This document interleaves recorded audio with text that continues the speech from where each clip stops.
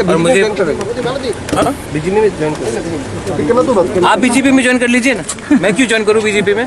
Sir आज जो मैं पॉलिटिक्स में नहीं हूँ। आपको आप पहले होमवर्क करके मुझसे सवाल पूछिए ना। ब्रू रिपेट्रेशन के लिए ब्रू रिपेट्रिएशन के लिए आज 12 बजे पूरा ब्रू लीडर्स लोग आए हैं। होम मिनिस्ट्री, चीफ सेक्रेटरी और हमारा मीटिंग है सेक्रेटेरिएट में।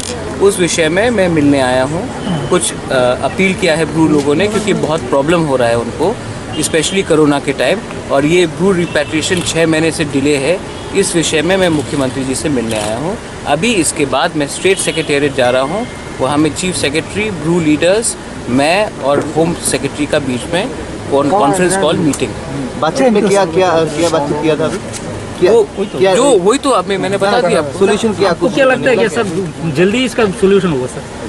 सोल्यूशन, अगर गवर्नमेंट ऑफ इंडिया ने कमिटमेंट दिया है और गवर्नमेंट ऑफ इंडिया का कमिटमेंट अगर का कोई बात नहीं रहेगा तो हम क्या करेंगे?